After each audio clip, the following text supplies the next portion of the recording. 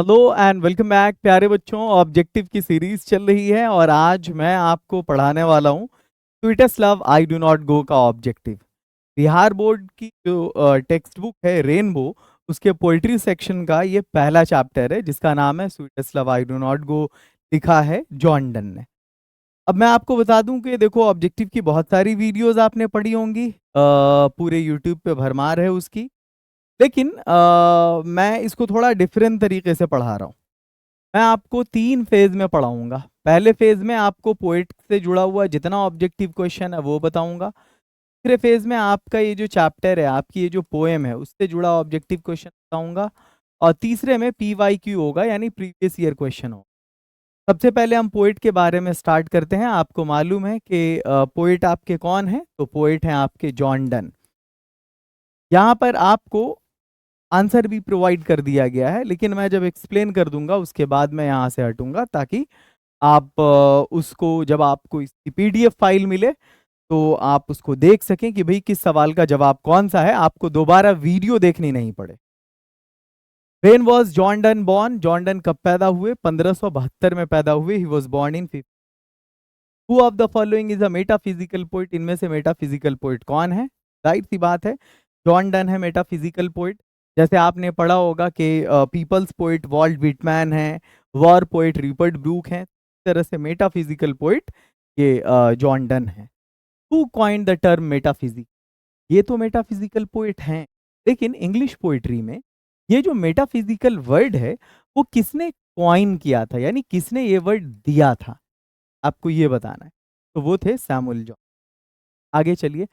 किसको पायनीर कहा जाता है? पायनीर जानते हैं आप किसको कहते हैं? मार्गदर्शक कहते हैं मेटाफिजिकल पोइट्री की।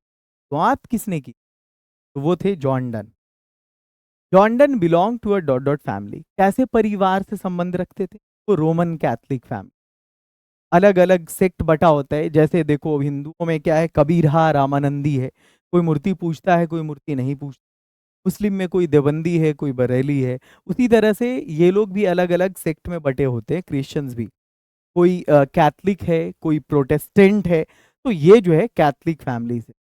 विच university did John Donne had to leave because of his religion? और अपने इसी सेक्ट की वजह से, अपने उसी क्या बोलते हैं, का जो धर्म था, जो मान्यता थी, उसकी वजह से कि भाई चलो ये इस ग्रुप का मानने वाला है। उस टाइम में सारा जो लंदन है ना, वो खिलाफ हो गया था कैथलिक क्रिश्चियन के खिलाफ। तो ये ऑक्सफोर्ड यूनिवर्सिटी में उस टाइम पढ़ रहे थे, इनको उस वजह से छोड़ना पड़ा यूनिवर्सिटी। वहां से सब कैथलिक को मार के भगा रहे थे। जॉन डन ने लॉ भी पढ़ा, मतलब कानून भी, और थियोलॉजी भी। थियोलॉजी कहते हैं हम धर्मशास्त्र को। आगे चलिए, नेक्स्ट है। इनको जेल क्यों जाना पड़ा? तो इन्होंने छुप के शादी कर लिया था। जिनके यहाँ रह रहे थे, जिन्होंने इनको आश्रय दिया था, इनके पैटर्न, उनकी नीस से, यानी उनकी भतीजी से। किस साल, मतलब कितनी उम्र में इन्होंने ऑर्डिनेशन एक्सेप्ट किया और प्रीस्ट बन गए, पुजारी बन गए, पादरी बन गए चर्च के? प्रोसेस होता है ऑर्डिनेशन, उसको फॉलो करने के बाद कोई पुजारी बनता है। John Donne is well known for, John Donne mainly जाने जाते हैं अपनी किताब सॉन्ग्स एंड सोनेट के लिए। What was the name of John Donne's wife? उनकी पत्नी का नाम क्या था? एने मोर था। और ये जो पोएम है वो उन्होंने उन्हीं को संबोधित करते हुए लिखा है। वो किस साल उनकी किस साल उनकी डेथ हुई? 1631। जो भी बच्चे हैं उनको मैं बता दूं कि बिहार बोर्ड के लिए अगर आप पूरी बुक का लाइन बाय लाइन एक्सप्लेनेशन चाहते हैं, वर्ड बाय वर्ड एक्सप्लेनेशन चाहते हैं, तो रेनबो राइडर नाम से मेरी एक बुक है। आप चाहते हैं पूरे इंग्लिश के 100 मार्क्स की बुक एक साथ मिल जाए, तो इम्पल्स नाम से एक बुक है। और हिंदी 100 मार्क्स की एक बुक जिसमें ग्रामर वगैरह सब हो, तो तरंग है। उर्दू 100 मार्क्स की एक बुक ये है। आप किसी भी बुक की को लेना चाहते हैं तो ये नंबर है, आप इस नंबर पे इंक्वायरी करेंगे, आपको वो बुक मिल जाए, या जहां मिलती है बिहार में आपके ज़िले में वो बता दिया जाए। ऑब्जेक्टिव। अब चैप्टर का ऑब्जेक्टिव शुरू होता है। सबसे पहला question, who has written the poem sweetest love I do not? Poem को लिखा किसने? तो इस पोएम को लिखा है जॉन डन ने। आगे बढ़िए, नेक्स्ट है। ये जो लाइन है, nor in the hope the world can show a fitter love for me, ये कौन सी पोएम से है? तो ये भी स्वीट लव आई। फिर से ये line, that though love me as though से। देखो, मी की स्पेलिंग से ही पता चल रहा है ओल्ड स्पेलिंग है, और जब भी ओल्ड स्पेलिंग हो का नाम sweetest love I do not. सूरज कहाँ कब गया? तो वो सूरज, सॉरी, यस्टरडे नहीं, yesternight. Yesternight the sun went hence, ये वाली लाइन आपने देखा होगा उस पोएम में है, जब आप थर्ड स्टैंजा पढ़ेंगे तो। Which type of lover never part away, कैसे लवर कभी जुदा नहीं होते, ट्रू लवर्स कभी जुदा नहीं होते, सच्चे प्रेमी कभी जुदा नहीं होते। What are the things that the sun does not have, सूरज के पास क्या नहीं है, तो सूरज के पास सेंस एंड डिजायर नहीं है। आगे चलिए, हाइपरबोल का क्या मतलब होता है, आपने एक जगह पढ़ा होगा, when thou sigh not wind but sigh my soul away, कि जब तुम कराहती हो तो ऐसा लगता है कि मेरे शरीर से मेरी आत्मा निकल गई। ऐसा होता है क्या किसी प्रेमी के साथ? मतलब प्रेमिका रोए तो सच में क्या दिल से वो आत्मा निकल जाती है क्या? अरे नहीं, ये सब जो है मतलब वो हाइपरबोल है, एग्जैजरेशन है, बातों को बढ़ा चढ़ा कर कहना ताकि महबूबा खुश हो जाए।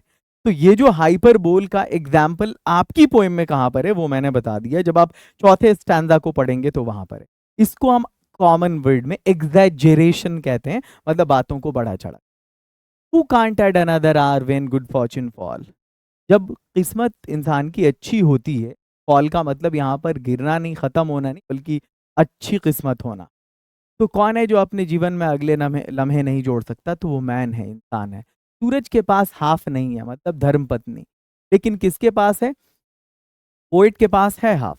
आगे चलिए, अगला है, स्पीकर का जो सोल है, आत्मा चली जाती है कब? जब उनकी महबूबा साई यानी कराहती है। आगे चलिए, बिलॉव्ड कौन है पोएम में? तो मैंने पहले बताया उनकी वाइफ ही बिलॉव्ड है। बिलॉव्ड का मतलब प्रेमिका होता है। कौन ग्लैडली खुशी से मौत को गले लगाना चाहते हैं? तो भाई वो जॉन डन है। O how feeble is man's power, ये कौन सी ये तीसरे स्टैंजा में है क्या? और वो जो मैंने कहा कि यस्टर नाइट वाला मामला, वो दूसरे stand. O how feeble is man's power, ये love I do not. John Donne represent himself in sweetest love I do not go in. अच्छा, वो अपने आप को जो उस पोएम में रिप्रेजेंट कर रहे हैं किस रूप में? तो फर्स्ट पर्सन सिंगुलर नंबर के रूप। Sweetest love I do not गो कैसी पोएम है? डिडैक्टिक, यानी इसमें क्या है, शिक्षा के बारे में है, या एलिगोरिकल पोएम है, या लव पोएम है? तो ये लव पोएम। आगे बढ़िए, नेक्स्ट नेक्स्ट है sweetest love I do not गो में ये जो वर्ड डाई है, डी वाई, देखो डाई का मतलब कलर होता है, रंग होता है, लेकिन ये ओल्ड स्पेलिंग में डी आई ई डाई को डी वाई ई डाई लिखा जाता था। ठीक है, तो ये इसके लिए।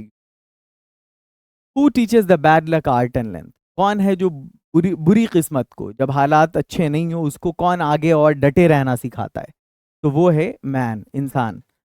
आगे चलिए, ट्रू लवर हमेशा क्या होते हैं? अलाइव, जिंदा रहते हैं, कभी जुदा नहीं होते। हु टेक्स इट्स पार्ट, कौन है जो अपना रोल प्ले करती है? तो destiny takes its part, destiny का मतलब किस्मत होता है। There is no way for mankind to control, इंसान के पास किस चीज को कंट्रोल करने का मतलब जो है सो वो नहीं है, क्या बोलते हैं, कोई रास्ता नहीं है टाइम को। आगे चलिए, कौन मानता है कि अपने आप को कि वो सूरज से ज्यादा तेज है? तो पोएट अपने आप को मानते हैं कि सूरज से ज्यादा तेज है। किनके पास ज्यादा विंग्स हैं और स्पर्स हैं? इसको कॉमन वर्ड में समझिए, हिंदी मीनिंग मैं बता देता हूँ। इसका मतलब है उत्साह और उमंग। जब आप स्टैंजा स्टैंजा थर्ड पढ़ेंगे तो उसी में आपको ये मिलेगा कि पोएट के पास ज्यादा विंग्स एंड स्पर्स हैं, उत्साह और उमंग। आगे चलिए, किसके पास ये होप है, आशा है कि सॉरी, किसके पास आशा नहीं है कि ये दुनिया उसको उनसे ज्यादा मोहब्बत करेगी? तो ये जो है जॉन डन को ये आशा है कि भाई उनकी बिराव्ड, उनकी प्रेमिका के अलावा, उनकी पत्नी के अलावा दुनिया में कोई दूसरा नहीं है जो उनसे ज्यादा मोहब्बत। Whom does the poet love so intensely, किससे ये पोएट बहुत इंटेंस मोहब्बत करते हैं? That he wants to come back soon, मतलब किससे बहुत शिद्दत से प्यार करते हैं कि वो फिर से आना चाहते हैं? तो अपनी प्रेमिका से, एनेमोर से। मैंस पावर कैसा है? तो फीबल, फीबल मतलब कमजोर है। पोएट इंटेंड्स, इंटेंड का मतलब है उसका इरादा है कहाँ जाने का? एक लॉन्गर जर्नी जाने का। किससे भी ज्यादा? तो सूरज से भी ज्यादा। पोएट कहते हैं कि उनकी जो बिलव्ड है, उनकी प्रेमिका, उसको नहीं सोचने को क्या? तो कोई भी बुरी बात, इल। जॉर्डन को लगता है कि वो अपनी जर्नी को क्या बनाएंगे? तो स्पीडियर बनाएंगे, मतलब कामयाब बनाएंगे, का मतलब यहाँ पर है काम। ये पोएट में ये word as it is use. अब हम चलते हैं प्रीवियस ईयर क्वेश्चन की।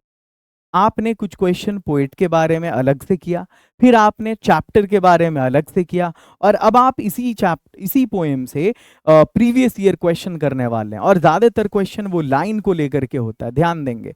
Nor in the hope the world can show a fitter love for me, ये sweetest love I do not, ये वाली line, but believe that I shall make speedier journeys, ये भी sweetest love I do not.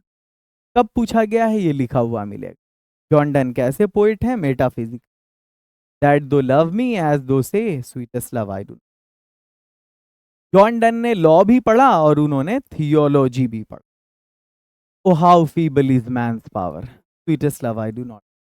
John Donne को लगता है कि कौन सी चीज है जो सर्टेन निश्चित है, तो डेथ इज सर्टेन। आगे चलिए, who will make quicker journeys, कौन है जो अपने सफर को और ज्यादा क्विक बनाएंगे सूरज से ज्यादा, तो वो है जॉन डन। आगे चलिए, ये आपका कंप्लीट हो गया, मतलब पोएट से इस पोएम से जुड़े हुए प्रीवियस ईयर जितने भी क्वेश्चन थे वो मैंने आपका करा दिया है। और गुड न्यूज ये है आप लोगों के लिए, मैंने साइंस और आर्ट्स का भी चैनल स्टार्ट किया है, आप इससे जुड़िए। और जहां बिहार में पूरे साल की फीस 4-5 हज़ार ली जाती है, हम इतनी सी फीस लेते हैं, ये और ये भी नहीं, अब ये ले रहे हैं, वो भी लाइव क्लास के साथ, चाहे साइंस हो या आर्ट्स हो। तो आप सभी स्टूडेंट्स जाइए, इस कोर्स से जुड़िए अगर आप मिशन 25 से नहीं जुड़े हैं तो। और हमारे टॉपर्स कोर्स के बारे में जो 12th के बच्चों के लिए, आप A to Z स्टूडेंट से बताइए, बहुत जबरदस्त फायदा होने वाला है आपका। और अगर आप अगस्त से जुड़ते हैं तो आपके लिए क्रैश कोर्स। वीडियो मैं यहीं पर एंड करता हूं, मुलाकात फिर आपसे मेरी होती है अगली वीडियो में, तब तक के लिए ढेर सारा प्यार। Have a great and wonderful night. अभी के अभी अगर आपने प्ले स्टोर से okay English academy app install नहीं किया है तो इंस्टॉल करके आप 12th के जिस कोर्स से भी जुड़ना चाहते हैं ज़रूर जुड़ें अभी के अभी। टेलीग्राम पर भी हम रोज़ाना कुछ ना कुछ अपडेट लाते रहते हैं, वहाँ पर क्विज कराते रहते हैं, आप वहाँ भी करें। All the best.